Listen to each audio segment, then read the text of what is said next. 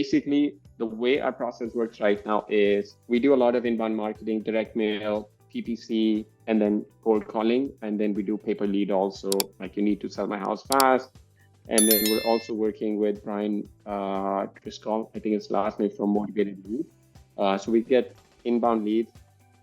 And then if they are, and this is for if it's coming in from call, but the same applies if it's coming in from your online leads. But we get an online lead or incoming lead come in, then we look at, okay, were we able to answer the call?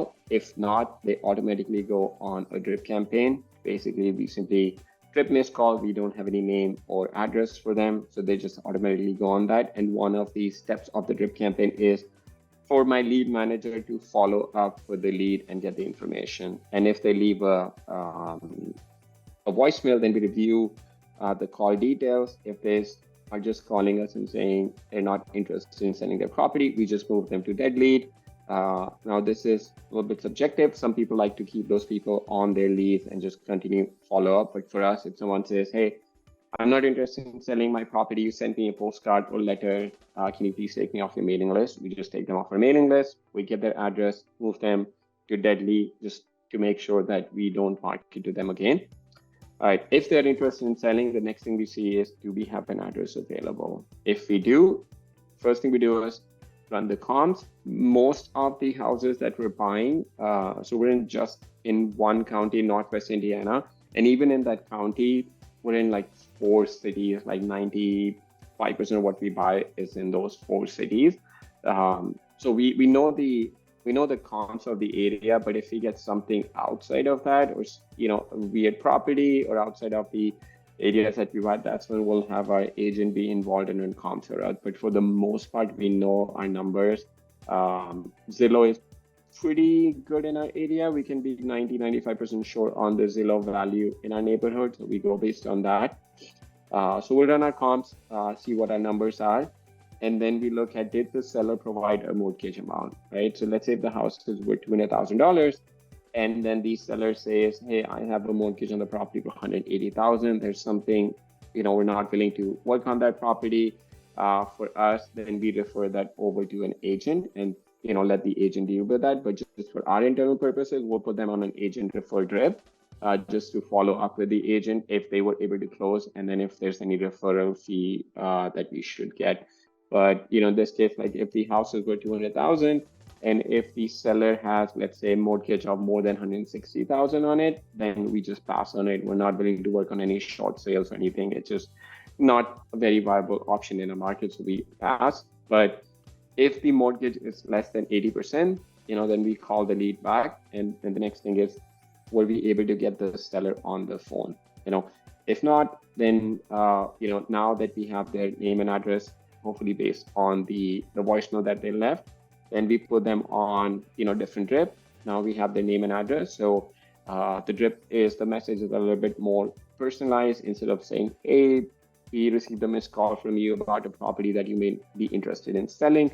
Now it says, hey, Joe, you had called us and left us a voicemail about 123 Main Street. Were you still interested in selling that property? So it's a bit more personal messages.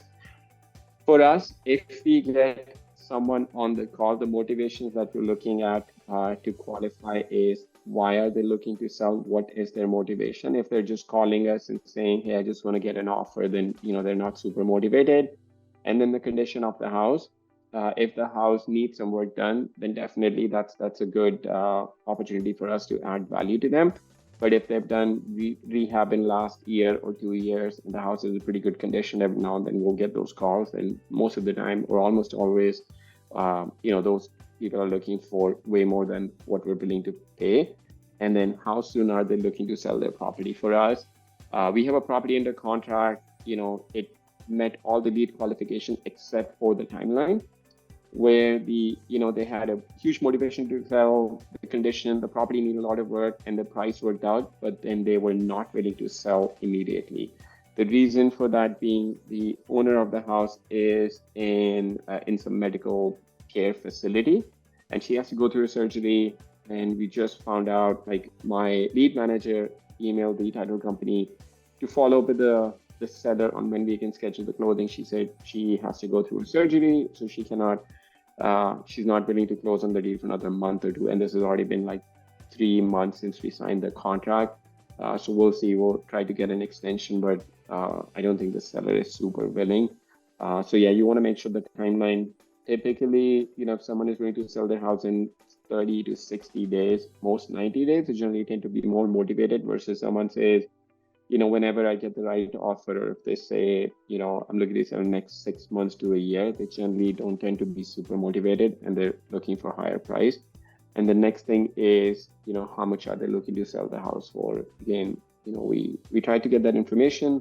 Again, if the house is worth $200,000, but for some reason they're not willing to take less than 180 to 160, then it's not really a deal for us. We'll refer it over to an agent and let the agent deal with that property at that point.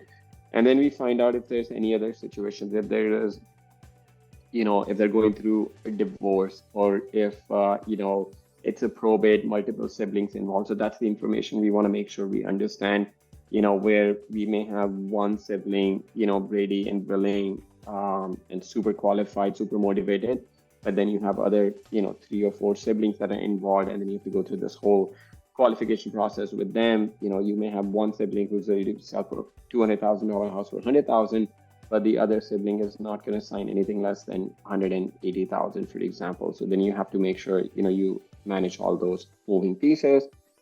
And then if the lead is qualified, again, for us, because we're closing on all the properties, we schedule an appointment. The appointment is not for our acquisition manager. We don't have any acquisition manager. We don't have any local person on the ground. So the appointment is actually for our contractors to walk through the property. So at that point, my project manager, Claudia, she will take over. So my lead manager, name is Apple. She will send the appointment information over to Claudia, and Claudia will have one of our contractors go and walk through the property and then make sure that everything looks as, all the condition of the property, essentially to get the rehab number. How much is it going to cost for us to get that property in market condition, depending on what our exit is. Most of the times, given what the market is, we prefer doing turnkey properties to other investors. It helps just sell the properties faster. We make more money on those properties, and then we don't have any closing costs and whatnot. And then we also get to increase the number of properties that our property management companies is managing. But that's just for us, because we have a property management company.